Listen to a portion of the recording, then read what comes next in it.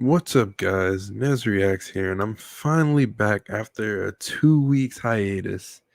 I know it's been a while. I took a little time off. I was visiting family. I was doing a whole bunch of stuff, and we're finally gonna get back into this.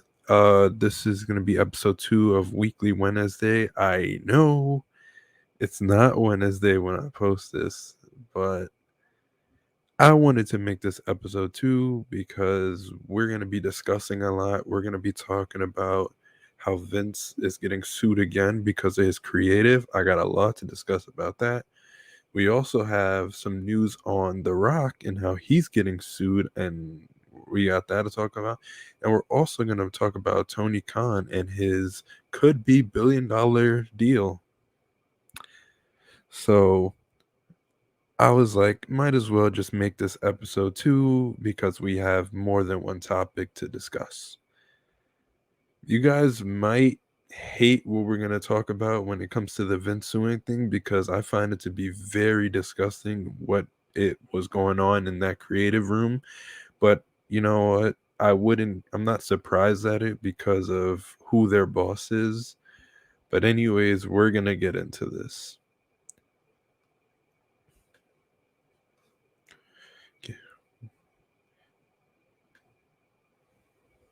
And also, before I do, make sure you go follow my make sure if you're not subscribed already, make sure you hit that subscribe button. I make videos every week. You can also follow me on TikTok at NezReacts. Also my Instagram at official_KingNez. All the links will be in the description below. And also, whenever you feel like purchasing some items on WWE Shop, if you click through my link, it's not a discount code, but it'll be helping out and you'll be supporting the channel. And I will be very appreciative of that. So now we're going to get into everything. Oh, Lord, Vince, Jesus. Here we go. All right. So the plaintiff is Brittany Abrahams, who was a writer for WWE from 2020 to 2022. She filed the lawsuit on Tuesday, April 25th against Vince McMahon and other WWE executives. The lawsuit includes Stephanie McMahon. I wasn't expecting that. Chris Labrando, who is a super vice president of creative writing operations at WWE. WWE creative team members Chris Dunn, Ryan Callahan, Jen Pepperman, and former team member Mike Heller. SmackDown Vice President Ryan Callahan, former writers Chris Dunn and Mike Heller, Vice President Christine Labrano and writer Jen Pepperman are also listed as defendants. Abraham is suing over alleged racial and gender stereotypes in scripts and wrongful termination.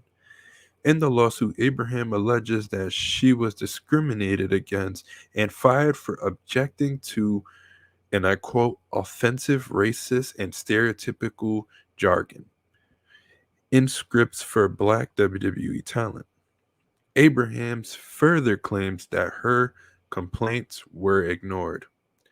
Examples cited including the following. This is where things get ridiculous. All right, so this is insane. You guys are reading it, but I'm going to read it to you again. Bianca Belair saying, don't make me take off my earrings and beat your ass. And Apollo Crews speaking with a stereotypical and exaggerated Nigerian accent. If you remember that was back in 2020 when he was feuding with Big E and he was the Intercontinental Champion and all that stuff. You remember? Discriminatory pitches for Reggie where he would be, quote unquote, hunted by Shane Thorne, who, if you don't remember, Shane Thorne is an Australian wrestler. So it was like the stereotype of how Australians, hunt and ridiculousness. And the biggest one that I have an issue with, love triangle between Mansoor, Aaliyah, and Angel Garza, which include Mansoor's secret being that he was behind the 9/11 terrorist attacks. Abraham sent an email to Callahan regarding Belair scene saying, I know I'm new. I'm not trying to be disrespectful or step on Chris Dunn's or anyone's toes, but I would be remiss if I didn't mention that Miss Belair scene includes racial jargon and offensive stereotypes, particularly her go home line. Now, before I continue, basically why she is upset about this is that obviously Bianca Belair is a black female, and the term don't make me take off my earrings and beat your ass kind of makes it seem like she's kind of ghetto in kind of ways, and that's a reasoning as to why she thinks it's like a racial jargon and stuff and a stereotype, and it makes sense, and I get that. Now a lot of people don't think it's a huge deal, and honestly I can understand why, but it's the stereotype of black women. Bianca Belair doesn't have to say that in order to get her, point across. So I understand why she hated that. But here's more into the whole Bianca thing. The suit also alleges that Bianca also objected to the line, telling Dunn 3 different times that I don't want to say that line, but he never listens to me. He puts that line in every week. And that's the big issue. If creative writer had an issue with it and you decide to ignore it is one thing. But then when the actual talent has an issue with it and you continuously ignore it is also another bad situation. This, mind you, this talent is the one that's going on and out on live television saying these lines. And for you to ignore the fact that she said it 3 different times that she did not want to do it, and you wrote it in every week is ridiculous.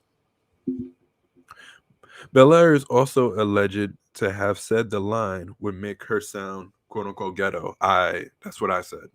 That's also.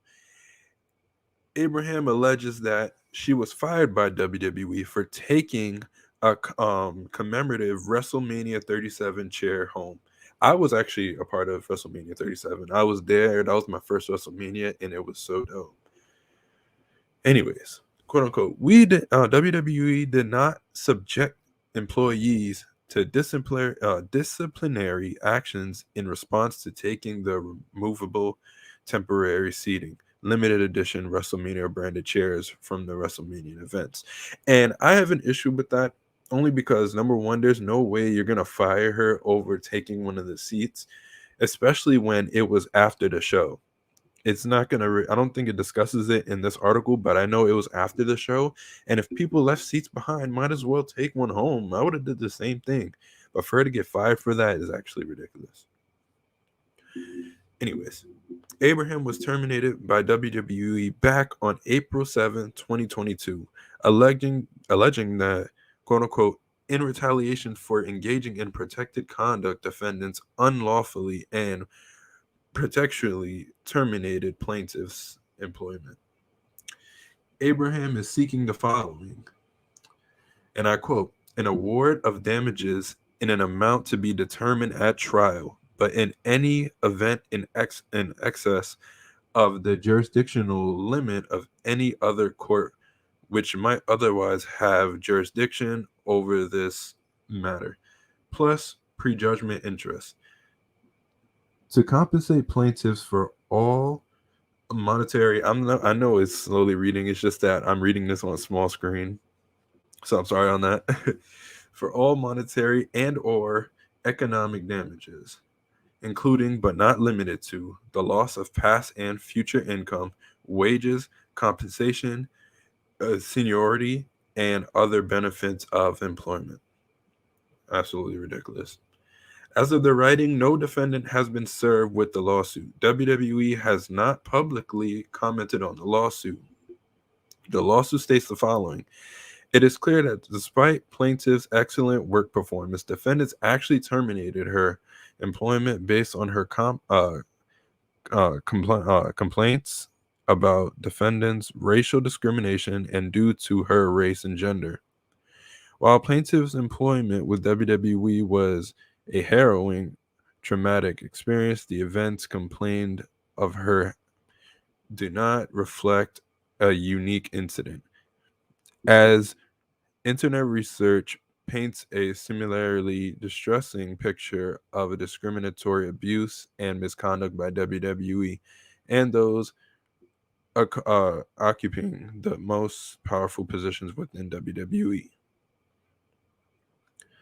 The total of these acts demonstrate a pattern of discrimination intentionally by the WWE management and executive offices against plaintiff. For a considerable period following her termination, plaintiff was unable to locate permanent work due to defendants' discrimination and defamatory statements regarding her work performance. Upon information and beliefs, defendants devised, implemented, and executed a scheme through which they gave disparate I'm sorry, it's very small. Preferential treatment and superior benefits to male and white Caucasian employees, while not acknowledging and by knowingly and intentionally denying equal treatment and benefits to female and black African American employees, including plaintiff. So Abraham was a black female, which is not a regular thing that WWE hired in their creative department. Defendants discriminated against and terminated plaintiff on the basis of her race, color, gender, and because plaintiff complained about and or opposed the unlawful conduct of defendants related to above protected classes. And that is it for that. So here's my issue with the whole situation. I feel that she was wrongfully terminated if the case is that she, based on her race and her gender and her taking one of the WrestleMania chairs home. I feel like that's very ridiculous. But at the same time, I'm not surprised because who her boss is. Vince is going to listen to the people that Vince wants to listen to. And he enjoys this racial stuff anyways. He's done this for years. This is not nothing new. He's done this before. Remember when Undertaker got attacked by terrorists on SmackDown way long ago?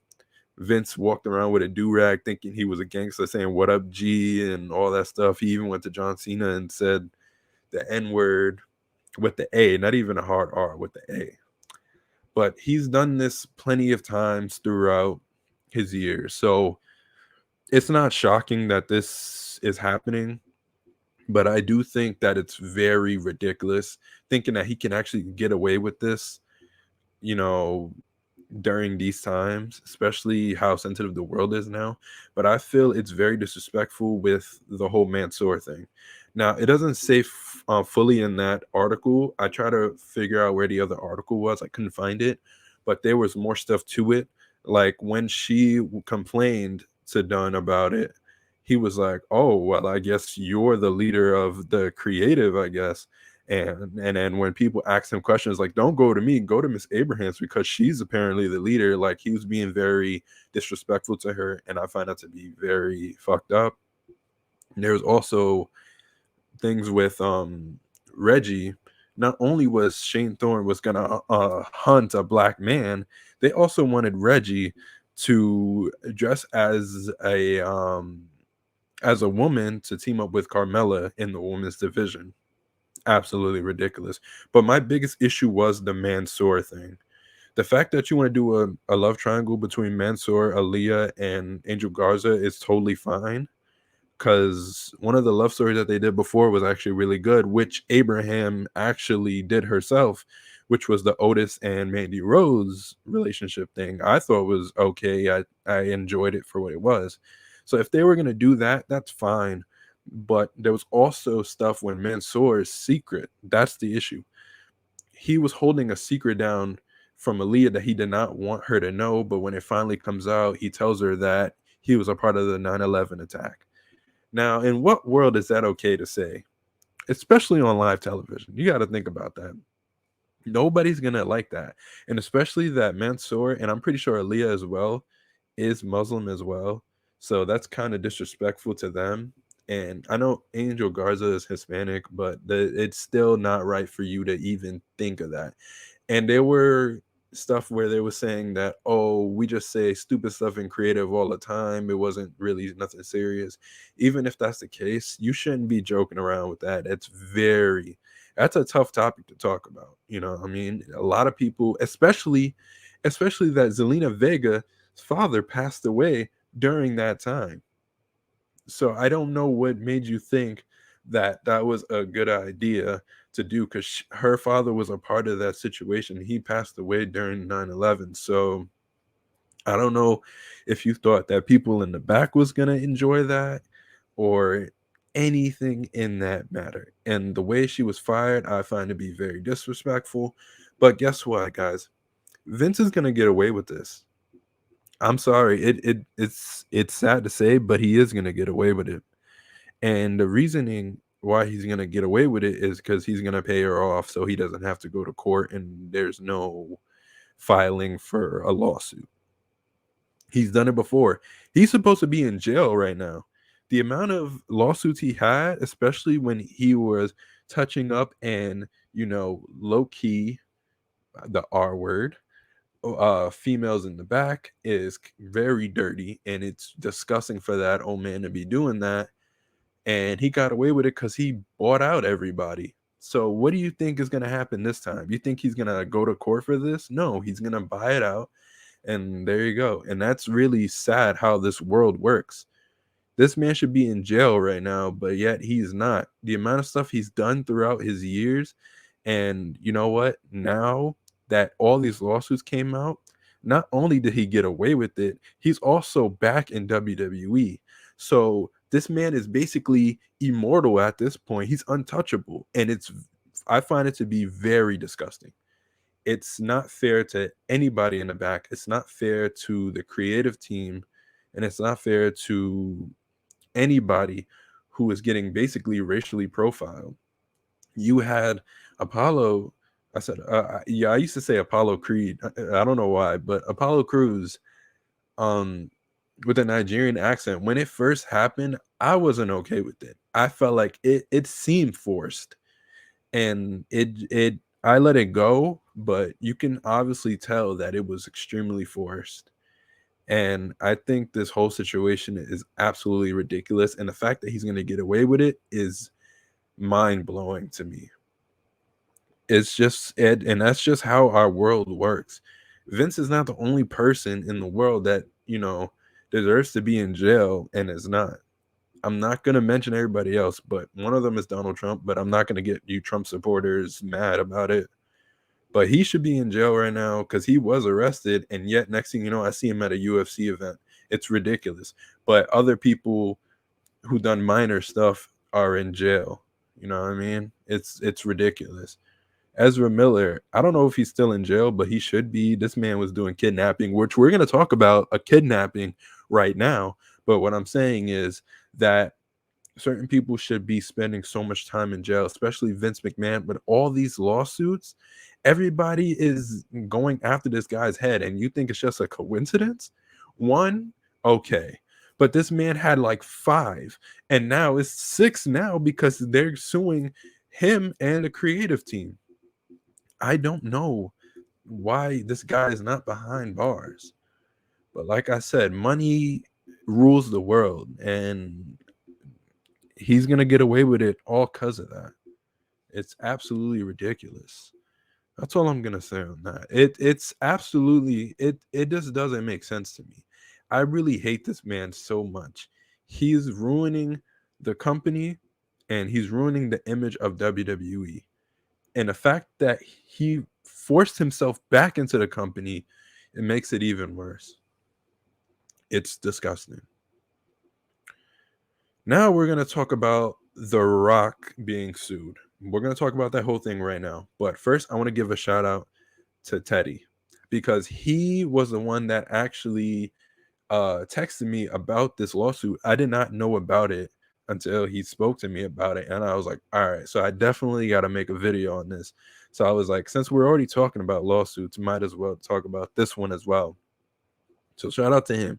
I'm gonna leave his channel and his Instagram also in the description below because you should give him a follow. He doesn't make YouTube videos a lot, but when he does, they're hilarious, and the ones that he already have on there is hilarious. So make sure you go check him out and support him as well, because I wouldn't be discussing this if it wasn't for him. So we're gonna talk about it right now. Let's see. Let's go. Is Dwayne Johnson being sued in a $3 billion kidnapping lawsuit? We're gonna talk about it. Dwayne Johnson's reputation in Hollywood is as squeaky clean as his bald head. That's hilarious. The former pro wrestler turned movie star quite literally has it written into his contract that he can't lose in a fight. In other words, his public persona is more important than a good or believable story, and anything on screen must match the off screen perception he so meticulously cultivates. It goes without saying then that a $3 billion kidnapping lawsuit does not bode well for Johnson's hard-earned image.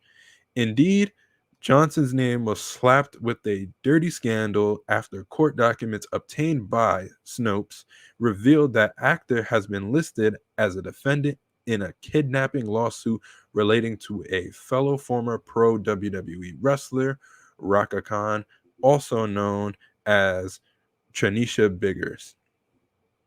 And this is Tranisha Biggers right here. She was more known on Impact, or TNA if you want to call it. I originally called it TNA. But anyways, Tranisha Biggers went by the name Raka Khan when she was employed by WWE, a career that just so happened to overlap with Johnson's. Although she mostly goes by last name Biggers, she's also known as Tranisha Sims and Tranisha Williams. On October 8, 2022, Biggers filed a lawsuit with the United States District Court, Southern District of New York, accusing the defendants, Theroin of, conspiring to kidnap plaintiffs and her two children from Brighter Tomorrow's domestic violence shelter. That sounds horrible. As it turns out, Biggers has a history of domestic violence. In 2009, she accused ex-boyfriend and former pro wrestler Kurt Angle of domestic violence. I didn't know that she was with Kurt Angle. The charges were eventually dropped during the case preliminary hearing. Prior to that, Biggers accused Angle of violating a protection order, but he was also cleared of those charges. 10 years later, in 2019, Biggers now complains that Angle aided and abetted the kidnapping allegations she put forth in her lawsuit with the United States District Court, Southern District of New York. As it turns out, Angle is just one of hundreds of people and entities named in the lawsuit, and yes, Johnson is one of them. Bigger claims her ex-husband Abraham Sims stalked and kidnapped her and her two children across state lines despite being on active probation for family violence, and asserts that law enforcement and all the named defendants, Johnson included, assisted in the effort. Dwayne Johnson is indeed named as a defendant in Bigger's $3 billion lawsuit. However, he was not referenced by name in the written account of Biggers' overarching statement or timeline of events. Instead, he is listed as one of many individuals and entities the law enforcement aided terrorizing Biggers, or she claims. In total, there were nearly 400 named defendants. Several of them are repeated throughout the document, often with a different spelling or completely capitalized instead of written in lowercase. The named defendants include Eminem, Michael Jordan, Booker T, Home Depot, Bank of America, Gap, Universal Studios, SeaWorld, Tyra Banks, Naomi Campbell, Hertz, IMAX, Warner Bros., Ford, T-Mobile, Sprint, Verizon, Victoria's Secret, Staples, Kinko's, CVS, Walgreens, USPS, McDonald's, Gucci, Chanel, Taco Bell, NBC, CNN, MTV, Fox News, Venmo, Cash App, Petco, and LA Fitness, among hundreds more. Lord. Several of the named universities include Penn State University, the University of Pittsburgh, the University of Florida, Harvard, Yale, Florida State University, and the University of South Florida. The list goes on with states like Colorado, Connecticut, and Illinois also included. To top it off, Biggers listed the United States of America as a defendant. Yes, she's suing the country. The US was one of the entities Biggers named more than once, the second time around, including question mark USA. In 2019, right around the time Biggers claimed the whole world aided and abetted her kidnapping allegations, she was listed as one of the El Paso's most wanted fugitives. The charge? Interference with child custody. Biggers claims in the kidnapping lawsuit that El Paso Times falsely accused her of being and wanted fugitive. And in addition to a 73-point list of all the events that had happened between 2015 and 2016, she demanded the quote unquote relief in the amount of $3 billion. Next to the date, October 8, 2022. She signed her name, and next to that, she drew a tiny heart. Okay. At the time of writing, the health of Biggers' lawsuit is unknown. Whether it'll get thrown out or formally addressed by a judge remains to be seen.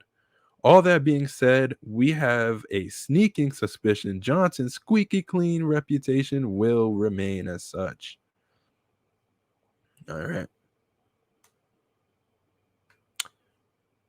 So now we're going to talk about that. I think she was just trying to get a payday. Honestly, she realizes that she's not relevant anymore, and I don't know.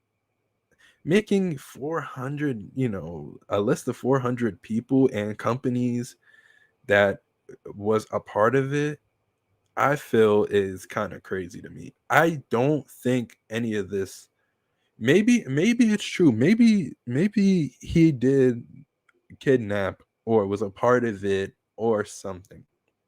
I highly doubt it, but if that's the case, that's crazy. Like, come on, Dwayne. I highly doubt it though. He doesn't seem like I don't know the guy personally, but the way he talks in interviews and who he is as a person that I see on screen, I don't think he would kidnap people, especially somebody irrelevant like her.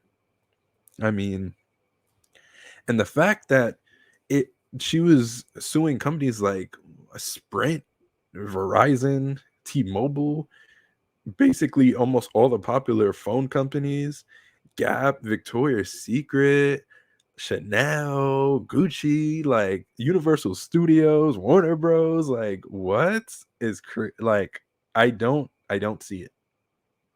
Will this get swept under the rug? Most likely. This is another case where it's gonna be like, hey, nothing's gonna happen to anybody, and I feel that's probably when it happened. Like Eminem, Michael Jordan, and stuff. Like, I don't think people really took this case serious. It could be serious.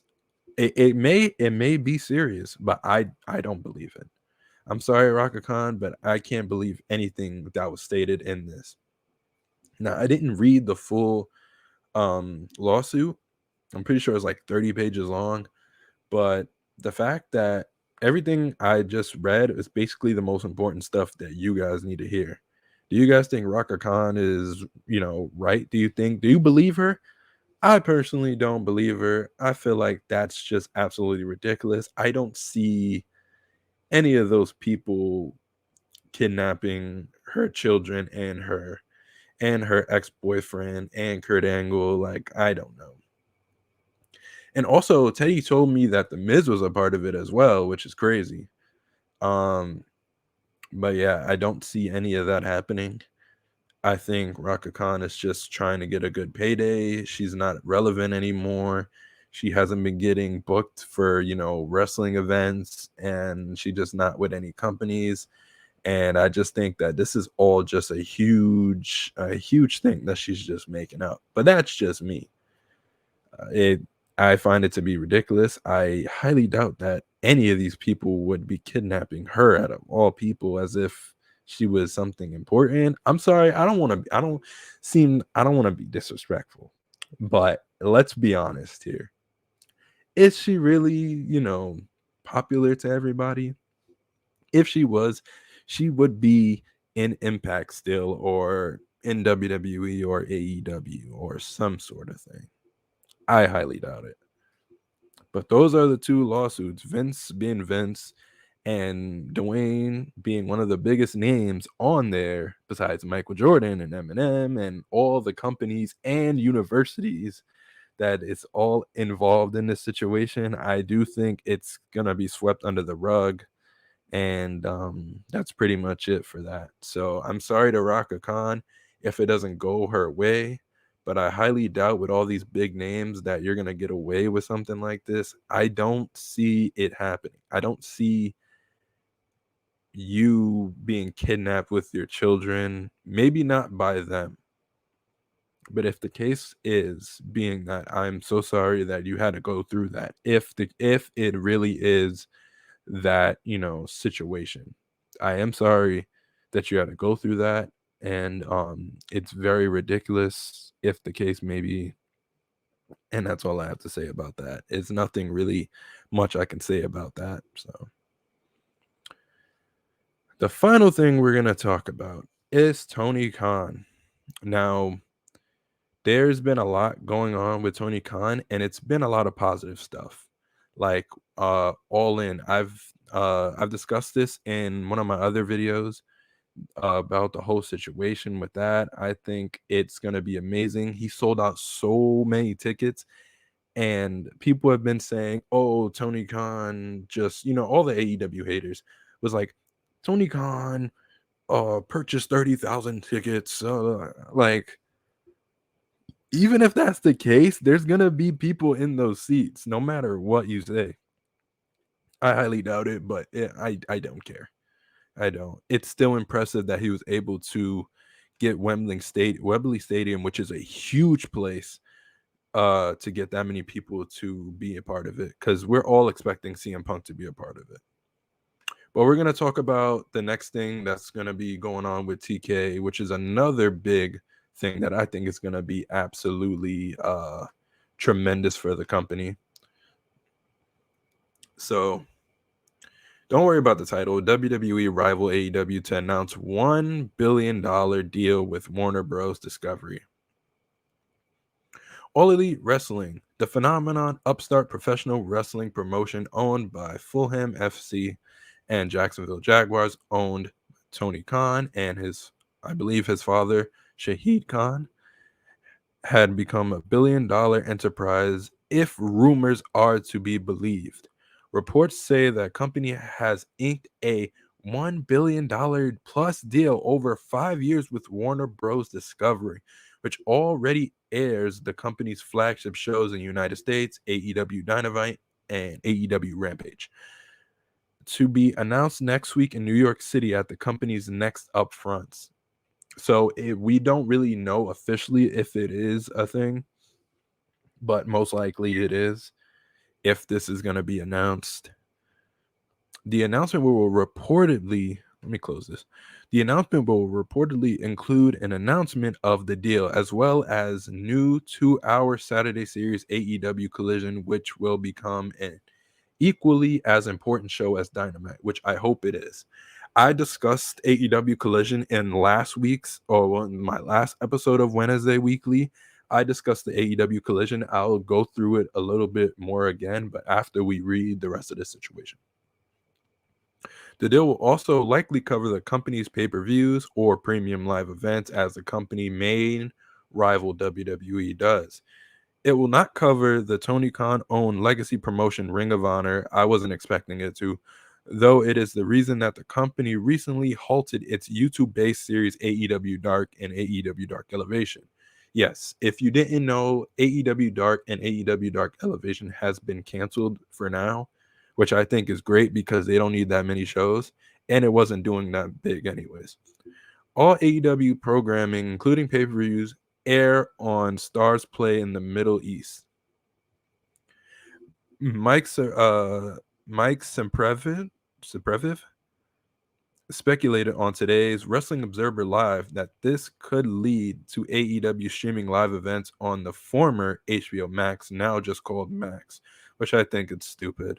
But anyways, like not them going on HBO Max, but HBO Max changing their name to Max. I find that to be ridiculous, but it's whatever. In the United States, nothing that is something the company has discussed in the past but would be unable to do with other sports companies it works with, such as the NBA or NHL, as they don't have the same overall rights they do to the company like AEW. AEW Collision, the return of CM Punk. Collision will be headlined by the return of the legendary wrestling figure CM Punk, who previously was a top name in promotion Ring of Honor and WWE, before stepping away from the sports for a number of years before making somewhat surprise return in All Elite Wrestling in 2021, according to Fightful. While sources such as Andrew Zarian of F4W Online have mentioned the billion-dollar figure, Fightful cannot verify those numbers. AEW and Warner Bros. Discovery sources have not confirmed a dollar figure, said Fightful report. The Wrestling Observer newsletter, Dave Meltzer confirmed the report as the upcoming series, the announcement next week, but also could not verify the dollar figure. The company will be holding a major show this evening, May 10th, headlined by the sixth cage match in company's 4-year history from two former champions in Jon Moxley and Kenny Omega, the former previously of WWE, the latter previously of New Japan Pro Wrestling. And showing what All Elite Wrestling is. Okay, so now we're going to talk about that. Here's what I'm going to say. Okay. Well, the Jon Moxley and Kenny Omega steel cage match already happened. Like I said, May 10th. That happened Wednesday. A great Dynamite show, by the way. I think it's been the best Dynamite show the past couple weeks. And that usually happens when a huge announcement is going to happen. And TK did say he has a huge announcement next week, which is probably AEW Collision. Now, what I have to say about AEW Collision, I spoke about this in my last episode of WedNezDay Weekly, but I'm going to shortly say something about it.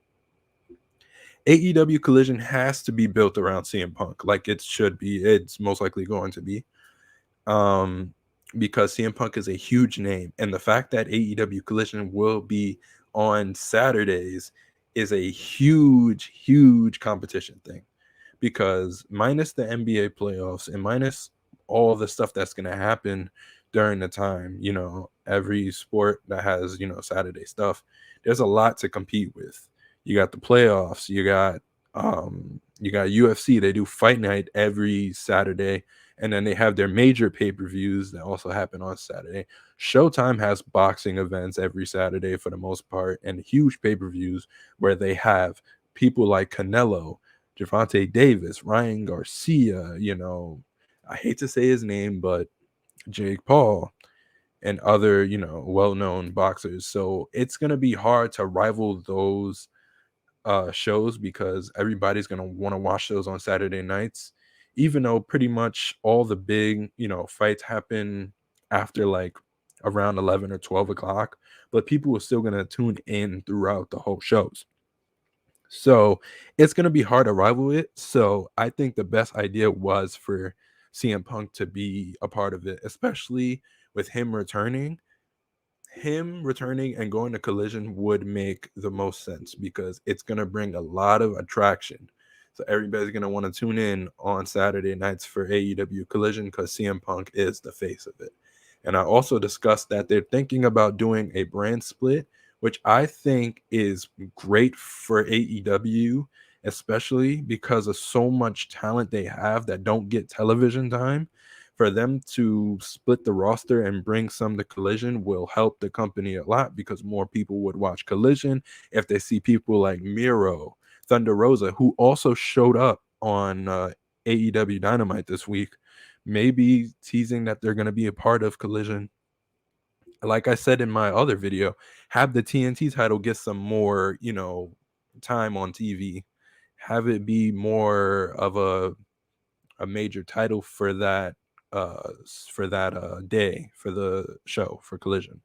Have stuff like that. You can have the tag teams on the tag team championships on there or the trios title. I say put the trios titles on Collision because they deserve more time and it will be a bigger, would have a bigger platform to show it off more, the titles and the people on there, because the House of Black shouldn't be kept on just Dynamite when they don't show up often. So if you split the roster, I think it would be perfect and it would make sense. So I'm definitely down for that. Hopefully that's what happens with Collision. And I do hope that AEW does get the deal with Warner Brothers when it comes to streaming on HBO Max. I would love that to happen. It would definitely work out for me because I have HBO Max and I watch it all the time. And for it to be on there would make so much sense. And also on Saturdays, I totally forgot, WWE does their premium live events on Saturdays now.